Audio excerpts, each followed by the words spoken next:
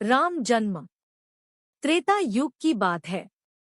सरयू नदी के किनारे कौशल नाम का एक प्रसिद्ध राज्य था, जहां अज के पुत्र राजा दशरथ राज करते थे। अयोध्या उस राज्य की राजधानी थी। यह नगरी 12 योजन लंबी और 3 योजन चौड़ी थी। नगर के चारों ओर ऊंची चौड़ी दीवारें थीं और उसके बाहर गहरी खाई।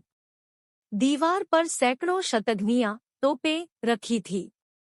सहस्रों सैनिक और महारथी नगर की रक्षा में तत्पर रहते थे। नगर के बीचों-बीच राजमहल था। राजमहल से 8 सड़कें बराबर दूरी पर परकोटे तक जाती थी। नगर में अनेक उद्यान, सरोवर और क्रीड़ागृह थे। ऊंची ऊंची अट्टालिकाएं थीं, जिनमें विद्वान, शूरवीर, कलाकार, कारीगर और व्यापारी रहते थे। घर घर में लक्ष्मी का निवास था। बाजार अच्छी से अच्छी वस्तुओं से भरे रहते थे। नगर के लोग स्वस्थ और सदाचारी थे। कुल मर्यादा के अनुसार सभी अपने धर्म का पालन करते थे।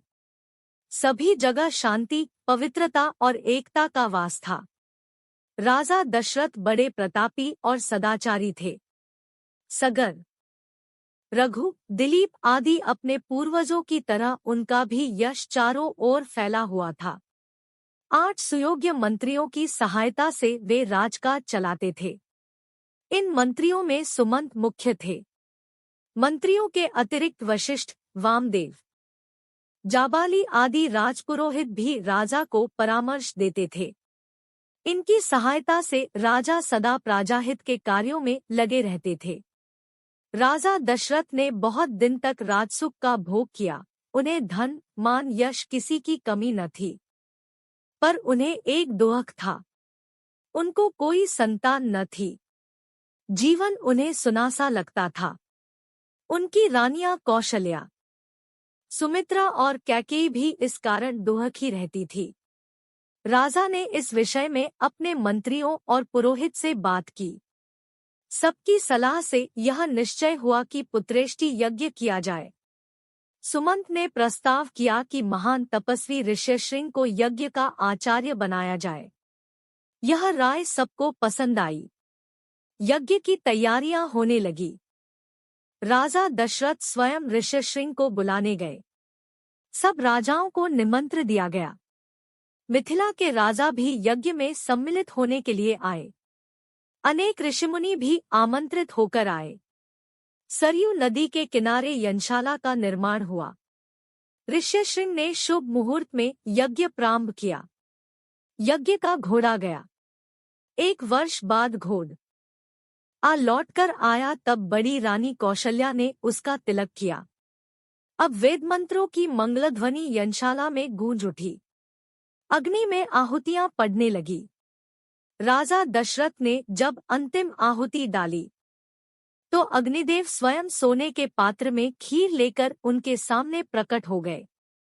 ऋष्यशृंग ने अग्निदेव से खीर का पात्र ले लिया और राजा दशरथ को देकर कहा कि यह खीर पुत्रदायक है। अपनी रानियों को इसका सेवन कराइए। खीर लेकर राजा ने उसे सर से लगा लिया।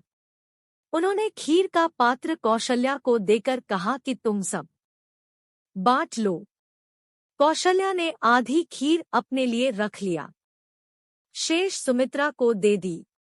सुमित्रा ने उस आधे भाग का आधा अपने लिए रखकर शेष कैकेयी को दे दिया। कैकेयी ने उसमें से आधी खीर स्वयं ले ली और आधी सुमित्रा को ही लौटा दी। समय आने पर चैत्र मास के शुक्ल पक्ष की नवमी को बड़ी रानी कौशल्या के गर्भ से श्रीराम ने जन्म लिया। इसी तिथि पर हम आज भी रामनवमी का पर्व मनाते हैं।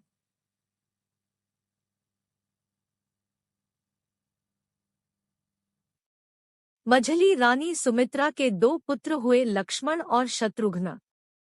कैकेयी के एक पुत्र हुआ, उसका नाम भरत रखा गया। रखा ने बड़ी धूमधाम से पुत्रोत्सव मनाया। राजमहल में मंगलाचार होने लगे और स्त्रियां बधाइयां गाने लगी। देवताओं ने फूलों की वर्षा की। अप्सराएं नृत्य करने लगी। राजा और प्रजा के हर्ष का ठिकाना न रहा। चारों राजकुमार बड़े सुंदर थे। धीरे धीरे वे बड़े हुए और साथ साथ खाने खेलने लगे। चरों में बड़ी प्रीति थी। लक्ष्मण राम के साथ अधिक रहते और शत्रुघ्न भरत के साथ। चरों भाई जब अयोध्या की गलियों में खेलने निकलते तब उन्हें देखकर ठगे से रह जाते। राम के रूप में अद्भुत आकर्षण था। उन्हें जो देखता वह देखता ही रह जाता।